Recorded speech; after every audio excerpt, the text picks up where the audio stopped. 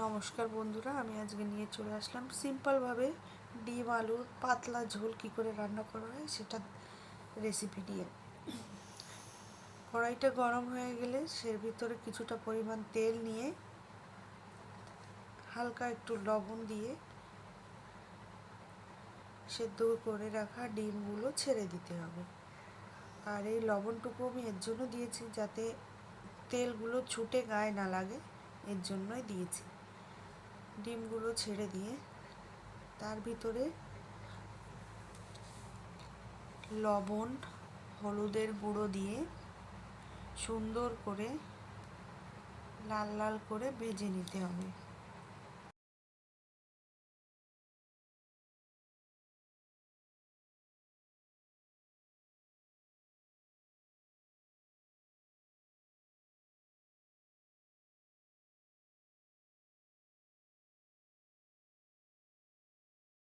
ডিমগুলো ভাজা হয়ে গেছে, এখন তুলে নেব।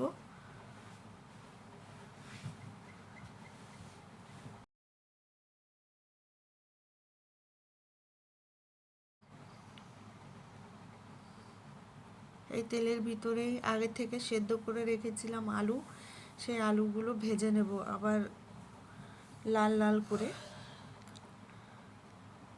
আবার এই আলুতে দিয়ে দেব কিছুটা পরিমাণে লবণ আর হালকা একটু হলুদের গুঁড়ো দিয়ে সুন্দর করে ভেজে নেব একদম লাল লাল করে।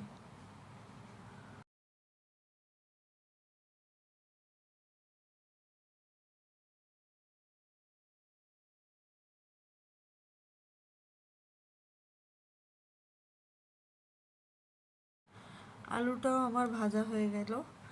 আমি সেই ডিমের ভিতরেই আলুগুলো তুলে রাখবো।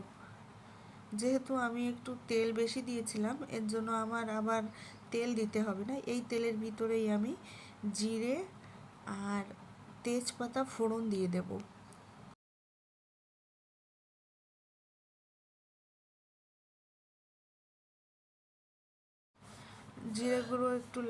জিরেগুলো একটু লাল লাল হয়ে গেলে এর ভিতরে আমি পেস্ট করে রেখেছিলাম জিরে 1 চামচ, কিছুটা পরিমাণে আদা, রসুন আর পেঁয়াজ, সেটা পেস্টটা আমি তেলে ঢেলে দেব। তারপরে তেল ছাড়া অবধি মশলাটা ভাজতে থাকবো। যখন তেল ছাড়া হয়ে ছেড়ে দেয় তারপরে ওতে আমি হলুদ, লবণ আর মরিচ পাউডার দিয়ে মশলাটা নাড়িয়ে চাড়িয়ে ভেজে নেব।